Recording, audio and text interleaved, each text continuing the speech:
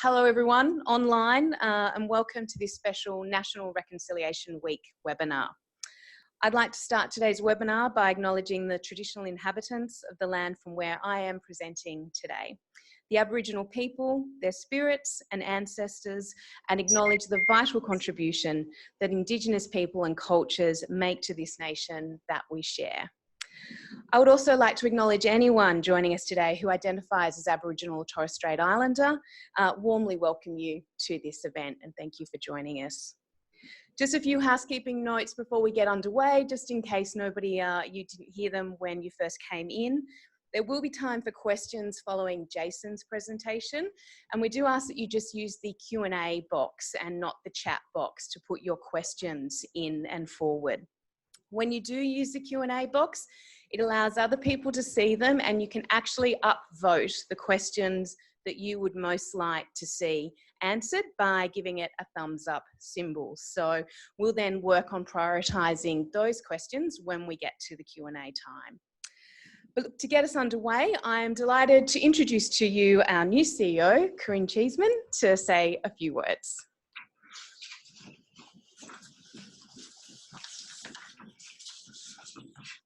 Thank you, Kirsty. And I'd also like to acknowledge the traditional inhabitants of the land, the Aboriginal people, their spirits and ancestors, and acknowledge the vital contribution that Indigenous people and cultures make to this nation that we share, and in particular, their vital contribution to water management. The theme for National Reconciliation Week this year is In This Together. And Reconciliation Australia acknowledges how this theme is now resonating in ways that we could never have imagined or foreseen when they announced the theme last year. In their words, it reminds us, whether in a crisis or reconciliation, we are all in this together. The Association's current strategic plan has a focus area on Indigenous engagement, and in particular to develop activities to improve the understanding of our Indigenous water culture, and for the Association to undertake a reconciliation action plan. Today's webinar and the launch of the Talking Water video series, which we are proud to launch and have partnered with WSAA to develop and fund as part of the Association delivering on this strategic goal.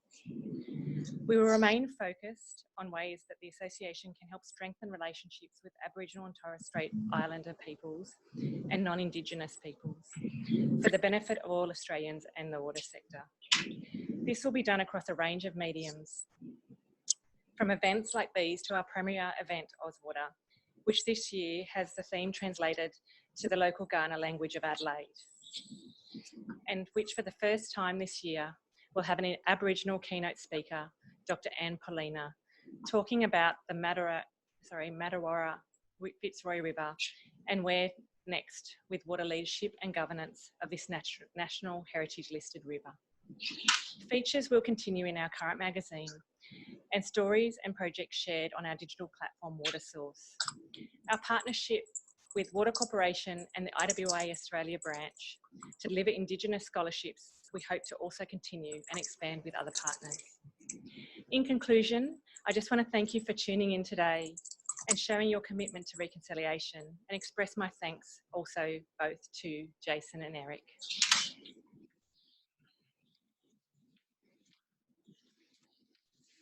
Thank you, Corinne.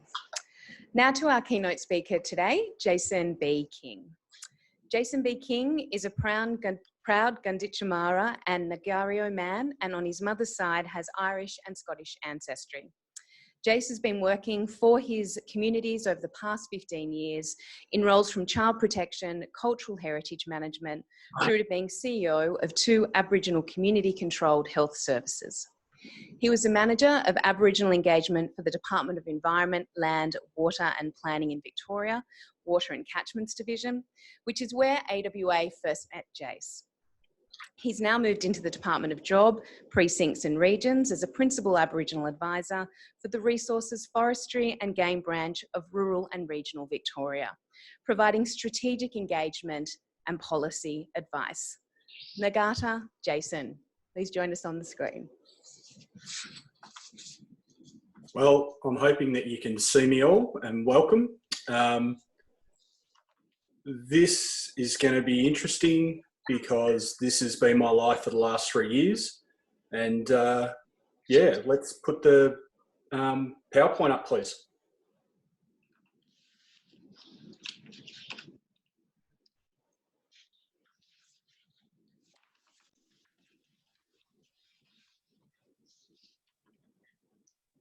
Can we go back to the start? Okay.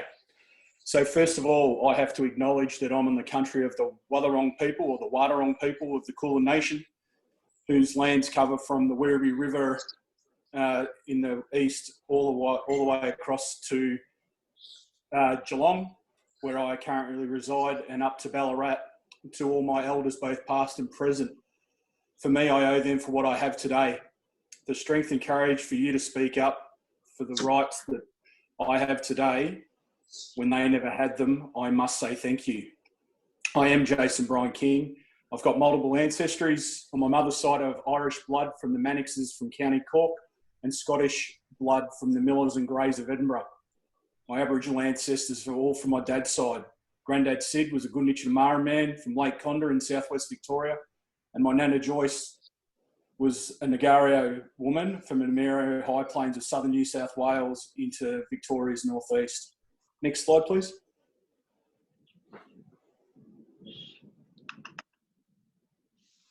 So, way back in 2014-15, 3 wonderful young ladies working for the department thought it's the environmental contribution levy that was being collected needed to make sure that environment was actually being protected by Aboriginal people. And so the third tranche of the environmental contribution levy, which commenced in June 2012 and finished on June 2016, raised approximately $405 million for the whole water sector in Victoria. They were collected and then sent out to a couple of small projects across the state for water corporations and CMAs. Tranche 4 is where I come into play. October of 2016, the 3 ladies I speak about are Catherine Lewis, who I know is on the line, Nikki Gemmell, and Jane Ryan is also responsible for the Bible that I've lived by for the last 3 years, that of the policy document Water for Victoria, and especially Chapter 6.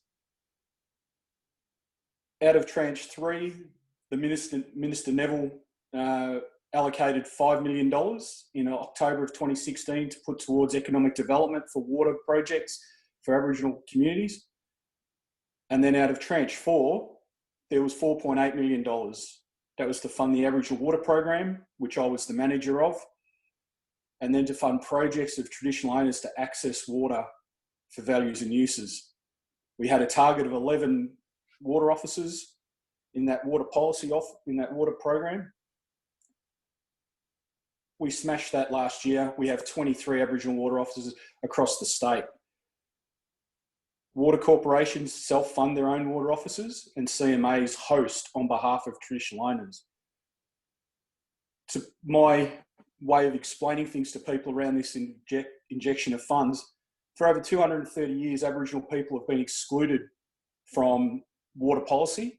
And this was the first real attempt by any government in Victoria to include us to help manage and ensure water was being utilised on country appropriately. The economic development side of stuff provided money for business opportunities within the water sector, but also from a Victorian policy perspective was really hard because the Victorian government can't be seen to be manipulating the market for purchase of water or any of those things. So what we did was set up these programs and projects with traditional owners without purchasing of water, but trying to get them to realise what their ambitions were around economic development. And so that was led by Cathy Lewis and Paul O'Leigh, Bryony Grice as the director in Delp. With the help in the team, we had Troy McDonald, also Kelly Brown, Bella Schaefer is there now, Darrell Haggerty is another one. and Ange Jeffrey, who then moved on. Without all these people working on this, we don't get things done. And for me, that's what conciliation is about. Reconciliation means that there was friendship between two parties and they're going back to be friends. That was never the case. It's always been adversarial. We as Aboriginal people never ceded sovereignty. Can I have the next slide, please?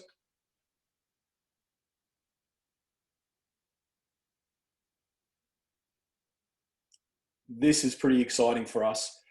So you'll see two photos there of the one on the bottom left is of the Birrarung Council, which is for the Birrarung Act or the Yarra Protection Act. And we have 3 Aboriginal people on that committee, which are from the Wurundjeri Woiwurrung Heritage and Lands Council in Melbourne. And they're providing advice in that Birrarung Council back to the Minister around what should happen on the Yarra River in Victoria, especially in Melbourne. To the other side, you have the MAC, or the Ministerial Advisory Committee. And in the very middle, we have Melinda Kennedy, and she is now working for the Aboriginal Water Team and is a Wadawurrung woman on the country that I live on today. And she's very knowledgeable about what happens in the Bellarine area, but more broadly, the Wadawurrung area. Why is this so important? They're both representative organisations or committees which we've never been a party to before. We have 19 water corporations in the state of Victoria. We have 10 catchment management authorities in Victoria. And up until 2008, we had no one on those boards at all. But at the end of last year, we now have 12 people on boards. We have 4 on water corporations. At Barwon Water, we have Karina Eccles as a traditional owner.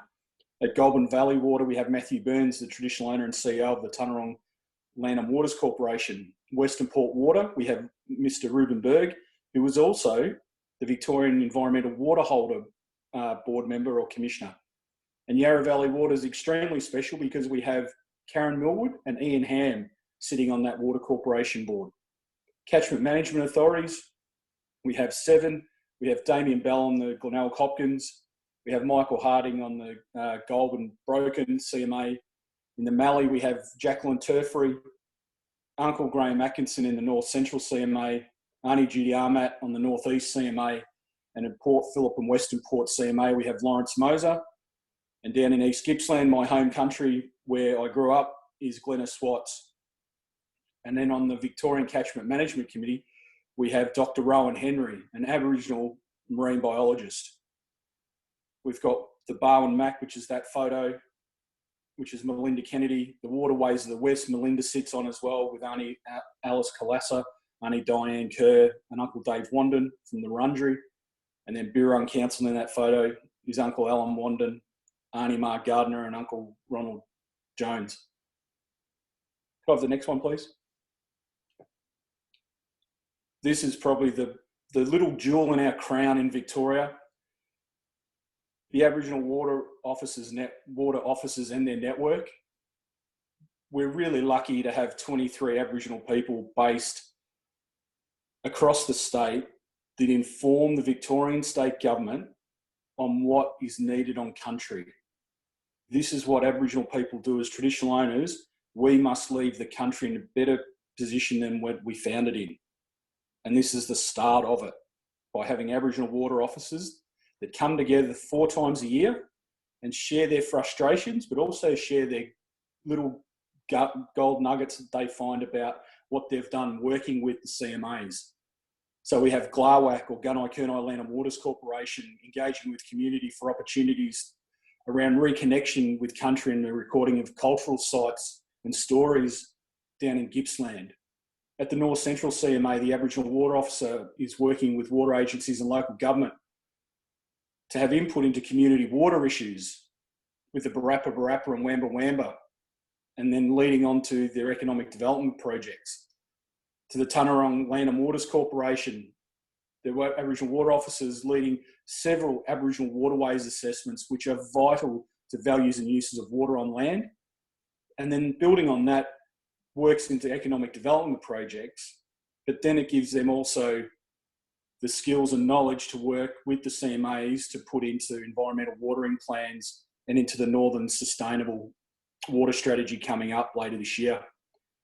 In the North East Central CMA, the AWA was helping facilitate workshops with the Judaroa, the Yamathang and Waiburu people who are not recognised by the state of Victoria. The Aboriginal Water Program, and dealt more broadly, engages a lot better.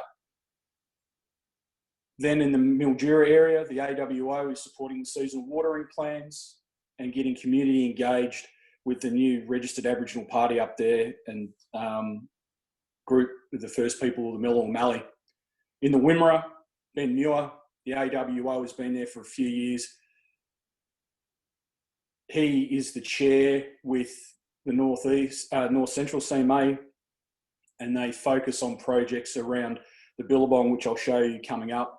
And then the Glenelg, Hopkins and Gunditjmering AWA were working on the Glenelg's returning cultural flows back there, and then Budgeonbim connections as well into the landscape, and especially around their economic development program of Kuyang Kalara water projects. Next slide, please. So as you can see, there's 9 projects across the state. We don't have projects in every area. And that's because after 230 years, a lot of knowledge can be lost.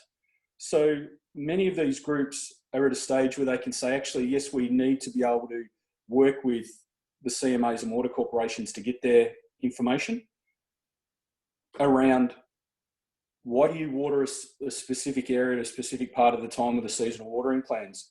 The CMAs put in the watering plans back to the View then review those and then publish an annual report. Traditional owners are being engaged more and more and more. Looking at that list, if you look at someone down the bottom, like the Bunurong Land Council, small agency, only probably 10 to 15 employees full-time in the office, and the CEO is out on country nearly every day doing cultural monitoring. Barinja Land Council is a similar, small organisation, but massive expectation of what they want for country. They have native title. They were the first in the state. Jar Jar Wurrung Aboriginal Corporation have one of the largest registered Aboriginal parties in the state and Aboriginal corporations. And they're working really, really hard with their CMA and water corporations to ensure that Jar Jar or Jara people are getting their voices heard around cultural mapping of Tang Tang Swamp for watering proposals for the Northern Watering Resource Plan. Barinja Gadjin are working with the CMA, the Wimmera CMA, to explore seasonal watering plans. And this is where the water officers get together and go, what are you doing? Why are you doing that? How does this affect what I do? So the one that's been probably running the longest is the North Central CMA with the Barappa Wamba, looking at the capacity of environmental and cultural flows on the Gumbau State Forest to get back the trees back into a flooding regime for river red gums, and then getting plants and animals back within that small area. And then the AWO down the bottom, at Corangamite, was working with Wathaurong to build capacity in the Victorian management framework about how CMAs and water corps look after the Moorabool and lower and upper Barwon rivers, and they've been involved in cultural flows. Now, if you've got questions, please put them in the Q&A and I'll get to them. Can I have the next slide, please? Here we are. Here are the boys and the ladies that have been working extremely hard. Kathy Lewis was in the team and helped facilitating getting this off the ground. So the North Central CMA have partnered with the Barappa Wamba to build their capacity around what it is to manage water, and it then would feeding into the seasonal watering proposal from the North Central CMA. And in the photos, you'll see field trips. Getting people back on country is vital, and it's to get them back to talk about what it was like when elders were young people and what was being done to country. So they've had 10 steering committee meetings held on country. They've had 2 cultural workshops, one for men, one for women. They've even had a film produced, a very short one. Their traditional ecological knowledge is documented cultural plants and species and flooding requirements for Gumbow State Forest. They've had 3 weeks of training on country with non-Aboriginal staff. The Aboriginal waterways assessments on multiple sites helped then the 2 Aboriginal mentees employed to work better with the CMA. And then they travelled from all the way up on the Murray River down to Torquay to talk with the Wadawurrung around what was going on with Barwon Water, the water corporation, and how they could better coordinate their thinking around different projects. Could I have the next slide, please?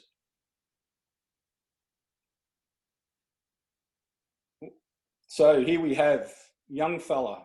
This is Dylan Clark. He is the chair of the Barinja Lands Council Aboriginal Corporation, talking to traditional owners and more broadly staff members from the Wimmera CMA. This project's around a seasonal watering plan to achieve cultural watering at a small place of an oxbow off the Wimmera River. Now, Barinja were given cultural heritage right, or given native title rights over 50 kilometres of the Wimmera River. They were given the banks or the fishermen's walks at 22 yards on either side and the riverbed. No water allocation. What good is a riverbed with no water to Aboriginal people? It just doesn't work. So this oxbow, which was cut off from the river, was then wanted to be reflooded. It was an outlying camp. Traditionally, back in the 30s, 40s, right up to the 70s, Aboriginal people or blackfellas weren't allowed to live in town. So you lived on the outskirts of town. Can I have the next, if you hit the next slide? This is what the billabong looks like. This is where Aboriginal people fished, swim, bathed for many years. And so the water wasn't that fresh, it wasn't that clear cut, and they did get a lot of pollution there. And if you go to the next photo, after putting in a couple of megs of water, the refresh of the water, the frogs were back, the trees had revitalised, and now they've got this in plan for every 12 months to have 2 or 3 freshers being pushed back into that area. They want to open it up. They're talking about possibly even doing a native fish hatchery in the billabong, which is cut off from the river. Can I have the next slide, please? Economic development across the state. This is pretty exciting. We've got 10 projects across the state, all looking at different ways of looking after country, but also, is there a possibility of making money from water-based initiatives? You have Tanarong, go to the next slide for me. So to start with, you've got Mildren, or the Murray Lower Darling Rivers Indigenous Nations, who are the lead with the Federation of Victorian Traditional Owner Corporations, helped write up the proposal for the broader economic development. And so Mildren is holding workshops. They've held 6 workshops across the state, and they are talking directly to traditional owners about, if you had a water allocation, what would you do with it, and what are the rules around it? As I keep saying to people, and people probably get sick and tired of me saying it, for those of you who've got kids, would you hand over your keys to your brand new Ferrari or Porsche to your 15-year-old son and let them go? No, you go and get them driving lessons. You teach them how to change gears and use the clutch, where the petrol goes, where the oil goes if they need to change it themselves. You've got to have the car registered. You've got to pay for your licensing. Water in Victoria is exactly the same. And the rules are different on allocated and unallocated systems. The hold of storage is also different. So these meetings and workshops were to talk about what you can and can't do with water. Can I have the next slide, please? So this is where I raise my conflict of interest. This is the Gunditjmering Kuyang Kalara project. So on your left, you have 2 shipping containers with a roof and solar panels on it. They're running a battery system for a 1-ton aquaculture system. This is on the grounds of the mission, the old mission site down at Lake Conda. This is up the top of the hill off Darlett's Creek. Darlot's Creek has never run dry in the history of Gunditjmara people living on country there. They witnessed Budgerbim erupt and the lava flow happened all the way to the ocean. So what they're doing here is they're actually fyke netting in Lake Condah for eels. They're putting them into the system around the back where all those people are, the young ladies in the jackets, tanks to hold the fish so they can be cleaned up, and then they're put into the tanks and then graded. And they're looking to move forward into selling into either the Japanese or Chinese market, or even local fisheries, eateries around Victoria and even nationally. The photo on the right is of the Deakin University facility, and where the members of Gunditjmara are being trained in how the aquaculture system works, about feeding, sexing, the whole lot around these animals. They've actually pushed further than anybody else with their project, and they've done this with their own funds. We give the initial seed funding to get them up to where they needed to be, and that's a business case and also a feasibility case. Feasibility study, can we do it? Is it worth doing it? And then a business case of what it should look like. And with the help of the Wannon Water, donated the system. That system was sitting in a shed doing nothing. Deakin University have stepped up, the CMA and the Water Corporation. The next one, please. Tunarong have a property in the red on the left, right on the King River. They are really keen on growing pepperberry as a bush tucker moving forward. They actually purchased this property out of their own funds. They actually purchased a water allocation on the King River out of their own funds. Ours funding went into them, basically feasibility, is it possible, is there money in it, and then a business case. They're in the process of writing that business case up. If you talk to the Tunarong, talk to Matt and Alejandro, they will tell you at the moment they're basically feeding the local deer population with the pepperberries more than they are growing pepperberries, but they're working extremely hard on getting that property to a point where it can be a commercial viable proposition for the Tunarong more generally. Next slide, please. Wadarong, just up the road. Bostock Reservoir is a potable water reservoir, and the land around it was sold by Barwon Water back to Wadarong to look at Indigenous venture on the reservoir itself. They're looking at doing an ecotourism / cultural centre for the betterment of Wadarong cultural knowledge around water. It's to ensure that their knowledge is not lost, but also giving back to the community where they're living and thriving, as we all do across the state. And so working with the department around this, the feasibility has been completed, the business case is in, they're now just working through their own works internally to see, is it possible to actually build a cultural and educational tourism centre right on a potable water source? And we'll wait and see where that gets to. Can I have the next slide, please? So, looking across everything, the Aboriginal Water Program is really there to make sure that traditional owners are guided, put in contact with the right people, and to provide support. So Kathy, Kelly, Bella, Darrell, Paulo and Bryony and Karen Lau, the Executive Director, are there for the traditional owners. It just doesn't stop and start with the workers on the ground in government. We're actually working across multiple departments to make sure TO's voices around water are heard. We've had an evaluation being done on both streams of values and uses of water and economic development. I believe that feasibility study, evaluation has been put in, and we're just waiting for that to be reviewed. 3, the allocation of remaining funds. That's happening with COVID-19 that no one's seen coming, has pushed the program back a bit, and we'll wait and see what happens. EC5, or Environmental Contribution Tranche 5 was due in July. Because of COVID-19, that'll be pushed back, I'm guessing, for another 12 months, but that's a 4-year tranche of funding. The money for the complete water and catchments group, it's around about that $550 million. We're pushing to get our little piece of that, to increase the funding for the traditional owners that haven't had a chance to participate in the program over the last 3 years. Governance models going forward, we had a project control group to oversee the values and uses. We've had a co-design team with the Federation of Victorian Traditional Owner Corporations and with Mildred, which has been successful and is growing stronger. And we believe that the governance model now needs to reflect what traditional owners want on the ground.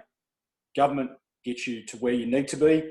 Then, as a part of self-determination, we would expect traditional owners to step up and say, now it's for us to take over and to do this with our support in the background. Regional engagement, executive director and director have both gone out and visited nearly every traditional owner group to say, what is it about the program you like? What is it that you don't like? How can we improve this for you? How do we get you to be better than you were 12 months ago? Governments work on election cycles. Being at DELP, I said election cycles don't mean much to traditional owners when we've been excluded for 230 years and you expect us to receive $9.8 million for 4 years and have everything done in 4 years. It doesn't work like that. We've been here for 2,000 generations. We've been here for over 100,000 years. A cycle of an election doesn't stop the progress. We need to ensure traditional owners are heard and that their self-determining principles are being looked at and engaged with properly. And then the last one is a statewide summit. COVID-19's thrown that to the bin, but that's the sort of thing we need to work towards, and it'll probably be exactly like this. Next slide. Warwick, in the language of the Gunditj and Maran, goodbye. I hope that I've enlightened some of you today. Should you want to discuss anything about the Victorian Aboriginal Water Program, please contact me via AWA. Whilst I am no longer at DELP, I can still put you in contact with the team, and I'm sure they would love to hear from you. And thank you for your time. Fantastic. Thank you, Jason. We've had lots of questions coming through. We have some limited time, so let's try and get 2 or 3, and we'll try and keep them as succinct as possible. And then Jason will share these questions with you, and we might get you to respond to them, and we can distribute them out to the attendees after as well. But the question that's been most voted to be answered by you today is, what does cultural monitoring involve? So cultural monitoring is going out on site and to walk a path. So when I used to do it, you basically get out of your car, put your head down, and you're looking for artefacts on the ground. But you're also then generally looking at the site itself with elders for a story, because cultural monitoring could be a modern story of 50 years ago to 100,000 years ago. So Budge and Bim is a prime example for my traditional owner group and where I belong. The eel traps of Lake Conda have been culturally monitored and continue to be. So it's to ensure that the safety of the site is protected. Okay, fantastic. Now, we've had lots of upvoting happening here at the moment. Let me just have a look here and see what our next one is. Okay, how is the historical information from the elders recorded? Is there a database or a report? Yeah, so with Aboriginal waterways assessments, ownership of that information and IP is held by the traditional owners. It is recorded. A lot of traditional owners don't want to hand that information back, but it is recorded. And the AWA, or the Aboriginal Waterways Assessment, actually takes that all into account.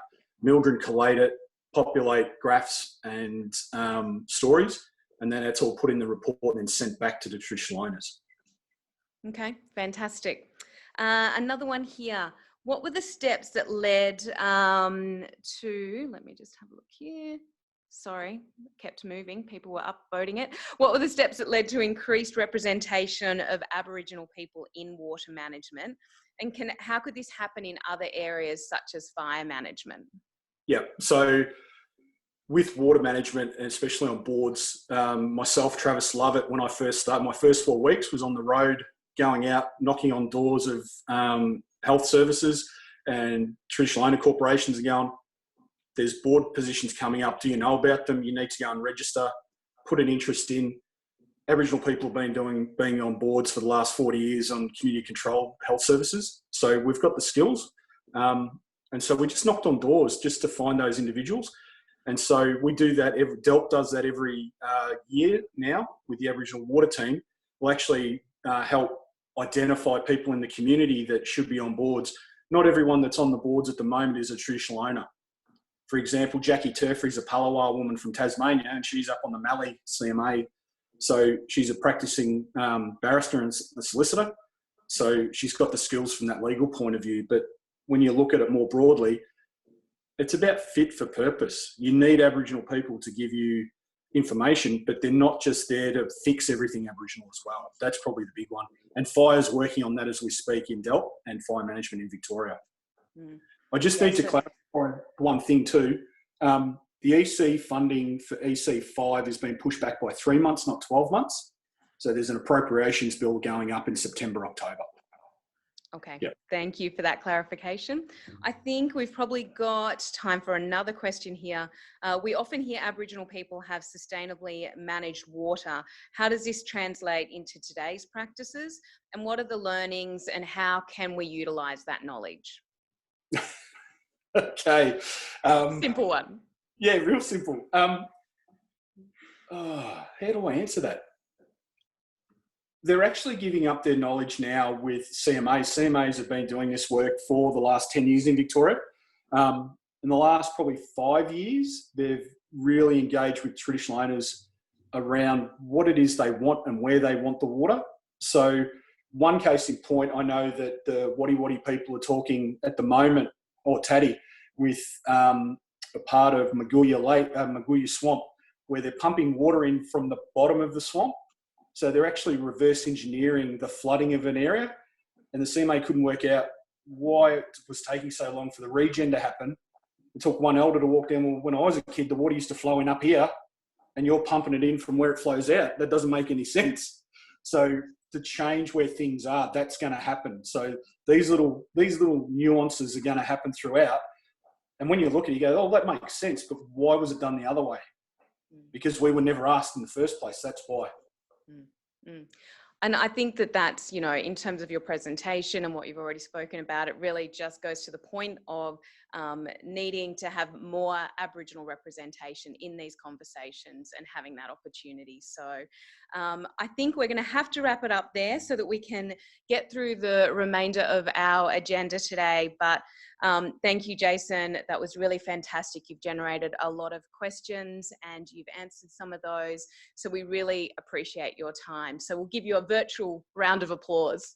Thank you. Thank you. Thank you very much. And we're now going to be moving on to our next speaker, who is, let me just get this in front of me, Acc Vanweydeveld. So I'll just get Eric to join me on the screen as well. He's coming in from Alice Springs today, and so a shout out to anyone online from the Northern Territory today. Eric is the Remote Planning Program Manager, Water Services for the Power and Water Corporation. He's also the AWA NT Branch President and was awarded a Churchill Fellowship in 2018. Eric is passionate about Indigenous engagement and was the key driver around the development of the video we are about to launch, which has been proudly funded by AWA and WSAA. It's therefore only fitting that we do ask Eric to introduce this video for you. So Eric, I'll get you to turn your video on and introduce the video for everybody. Thank you, Kirsty. Could you hear me? I cannot put the video on. It's been disabled on your side. Okay, I'll action that if you want to start talking. Yes, sure. Thank you, Jason, for your great presentation. Hello, everyone, and thank you for being with us. And welcome to the launch of the Kwanja Ngama Talking Water video. I'm not sure if you see me. but anyway, I'll keep going. I would like to acknowledge the Aranda people as the traditional owners of the Alice Springs region, where I'm dialing in from today. I respect my, sorry, I'm just playing with my video, thank you. I would like to pay my respects to the Aranda elders, both past and present. So over the last 12 months, I've been working with a group of Indigenous local people here in Alice Springs to try to capture and to explore the water stories and the views on what's happening currently in the region, and to try to record a bit through a video what will happen, like not just now, but also in the future. And I think you will see in the video the views about the current situation and how Indigenous participation in this decision making is done and what needs to be done in the future to improve that. But also the ideas about what needs to be, like the ways we should create to provide further directions about water management and the Indigenous involvement in this. A bit like in line with what Jason explained in his presentation. But also it's to ensure the Indigenous values and relationship with water is not diminished by the modern water planning. That was very important to convey. And it was really well discussed especially by Peter, you see in the video. I think the highlights from the video is the essential part of water being so connected to country, and it's a holistic approach the Aboriginal people have in regard to the water bodies and the inclusion to the estate. It was very important to highlight. This forms a rich and significant matrix of people, totemic, social, economic, and spiritual connections with country. So I think overall the aim of the video was to provide a voice to the Indigenous people here in Alice Springs, and to try to create a dialogue and to promote some further discussion about how can we do about this very important topic of Indigenous water management, and more specifically for the future. I think the video also highlights there's a lot to learn from Indigenous people about water management, and what needs to be done to really tackle the challenges faced in the future, especially with climate change. And I think it's a clear message there in the video. Then the traditional knowledge about water management from Aboriginal Indigenous people is the key, is the baseline that needs to be integrated into the modern science and to tackle the climate change and future challenges. I would like to acknowledge and to thank Peter Ranahan, Q Kenny, Kevin Umganaka, Benedict Stevens, Ned Hargreaves for their participation, but also and most importantly for their trust they put in AWA and WSAA to produce this video. I think it was really I was very touched to work with them. I learned a lot, so it was very critical. But also I would like to thank Andre Sawenko for his great work and creativity. It was really good to work with him. So thank you for your interest, and please enjoy the video.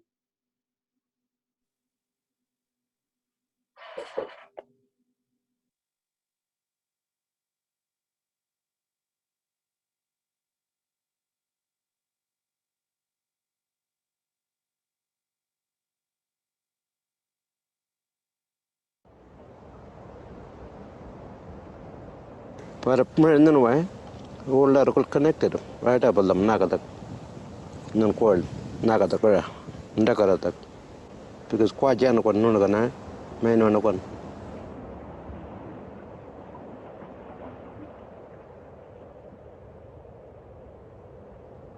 Kwajena na nunaka Imanga ni charta Kwaja kumi ya torpa Pernadala Mara irmangala Kwaja marandanonaka Pernadala Torpa ni charta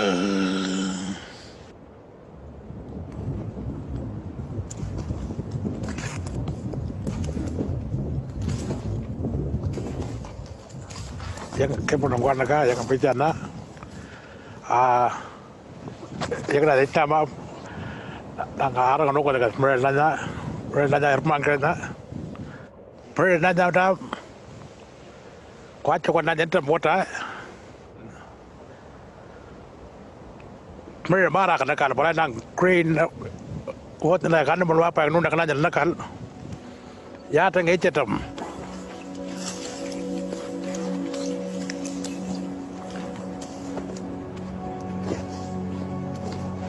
The waterhole of running waters is very sacred. That was a very big living area for people. It was like a big camp because of the water. Way before the cattle came in, and they're all connected because the continuous flow of the water brought everybody together. Read no nama Q nakamarakenin yung gon nam dairing relarenda and yung nana pijaga kwaji barangija. So our ancestors were very knowledgeable people. You had to know the land, and you'd have to know the water seasons of when rain, and know where the water's flowing, and to know the animals that are living in the water, because in that water it also carries life. That full knowledge and understanding as to going to uni to get a degree to be a lawyer or a doctor is also the same thing as you study to know the land, to know the water, and then you know how to manage not only the land, but you know how to manage the water also.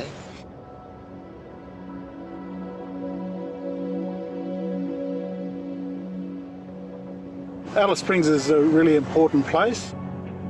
We just happen to have a town built on our local country where we belong and where we have responsibilities for. So there weren't really systems there in place for us to have a voice.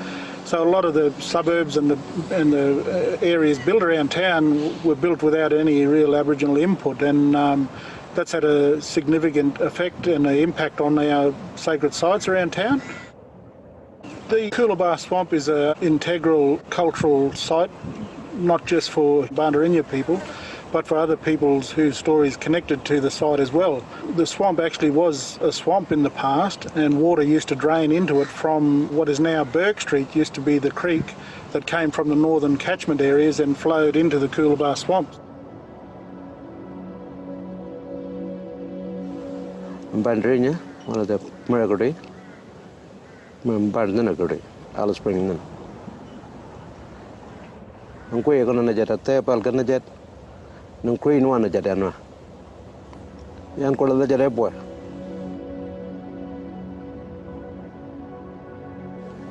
para meron na way wala ro connected right up lam nakadak nung call nakadak ra ndakaratak ano lam right through kun lam kwa jan right up sentence tesaron tak.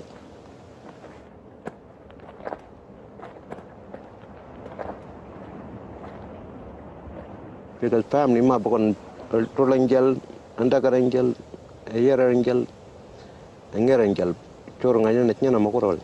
That's why swampen nak main non terken, non.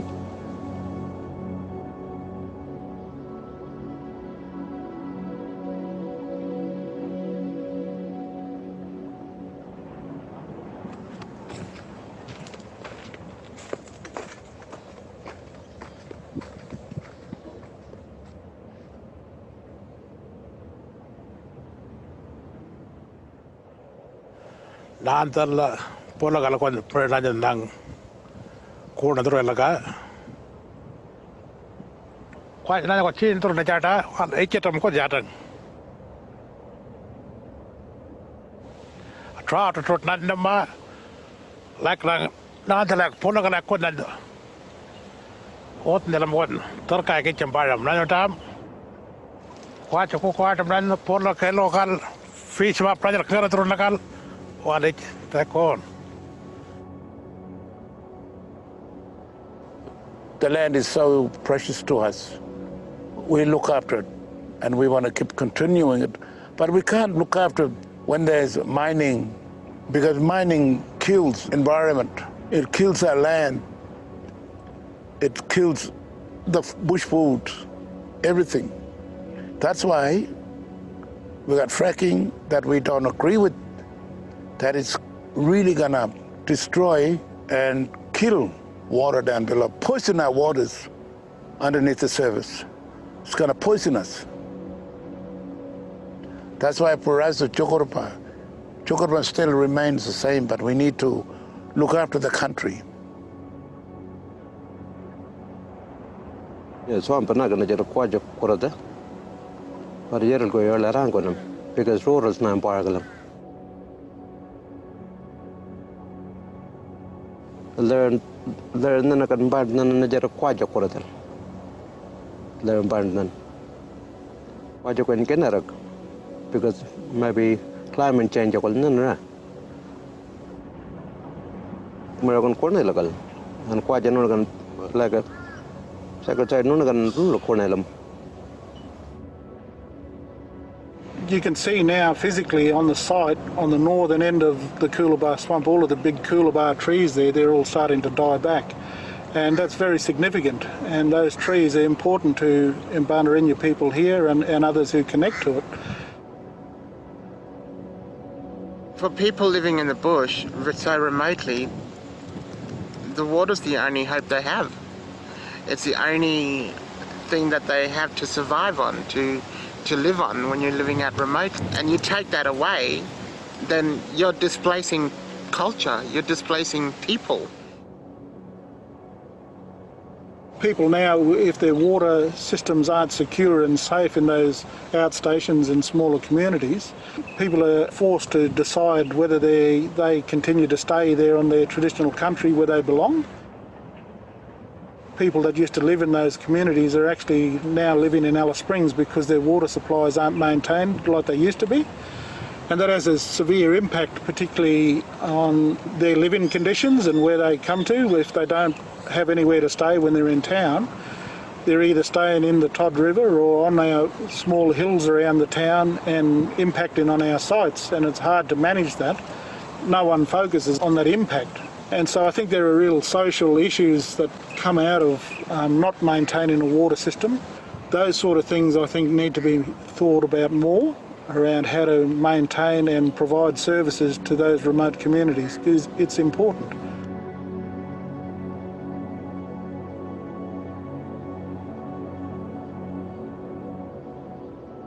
We need to be thinking more long term rather than just quick fixes every now and then, you know. I think Aboriginal people really need to be involved in the future development of all of the remote areas. They live there, they understand the situation. We've been here for a very, very, very long time, thousands of years. We've found a way to be able to survive in remote areas, you know. Climate change is something I think is happening. We can see it here around where we are. We see it in other parts of Australia. There's bushfires burning everywhere. We're experiencing things I don't think that we've seen before. And Aboriginal people have got something to offer the rest of the world. Scientists working alongside and inviting Indigenous people to make decisions and to work alongside each other in sharing information. Instead of us just being passive or on the side looking in, we need to be included in all of the decision making. Somebody from the community or a group of people within the community, to empower them, to give them information about water management, and to have them to be sitting at the table with the government and to be making decisions on behalf of the community with permissions given by elders within the community. We can't always be divided anymore. Australia really needs to grow up, realise and stop denying and come to a position where they feel comfortable to talk to Aboriginal people about how we can find a better way for a better future. But we can't do that when we're left out of those discussions. We need to be included, and we have a lot to offer.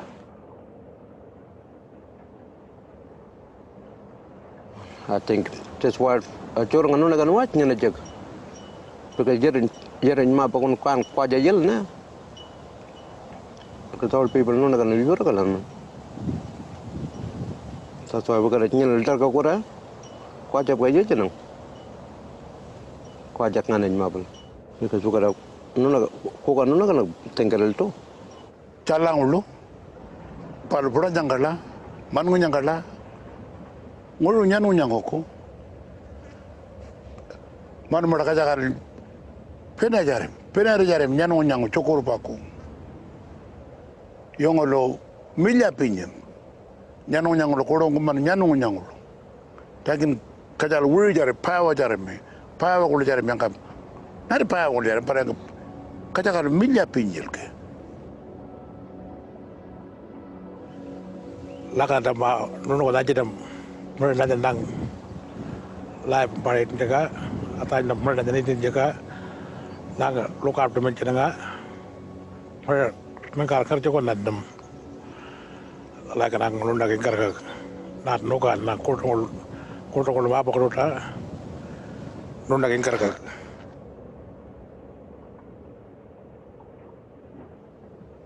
kuace nana nunaka iman ka mi charta kuaca kumi yang torpa pernadala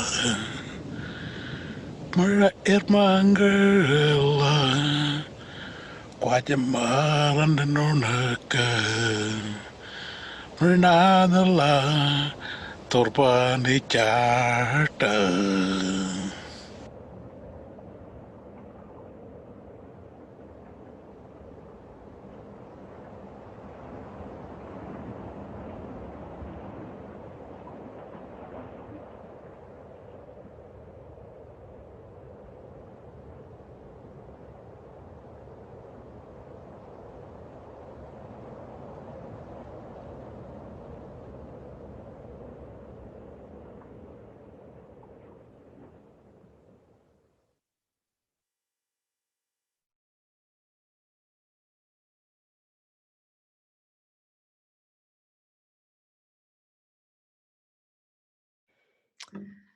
There you go. That is the launch of our Talking Water video. We do hope that you enjoyed watching that, and we will be sharing the link that will be going live onto our YouTube channel. WSAA will also have it on their platform, so you'll start to see that launching live out now and more publicly. We would like to thank Eric. You absolutely epitomising this together, and you formed real and true partnerships with the Aboriginal elders that you worked with in that video. And AWA and WSAA, really thank you again for your support with that. So now if you do have a thirst for action when it comes to reconciliation and Indigenous engagement, then I do encourage you to join me also on day 8 of Ozwater 20 online on the 25th of June, which will continue this theme. Corinne already mentioned that we do have an amazing Aboriginal woman, Dr. Anne Paulina, as our keynote speaker, and that's followed by a dedicated stream on Indigenous engagement, covering topics like safe water access on remote Indigenous homelands, Veolia's journey of reconciliation, and SA Water, who I have to say are an Australian leader in terms of the implementation of RAPs, will present on achieving reconciliation through water wisdom. You can find out more at ozwater.org. But thank you for joining us online. But the biggest thank you does go to Jason Beeking and Eric Vanweydeveld and the Aboriginal elders who shared their stories and thoughts with us in the Talking Water video. This has been Talking Water together. Remember, when it comes to reconciliation, we are all in this together. Enjoy the rest of your day, and thank you.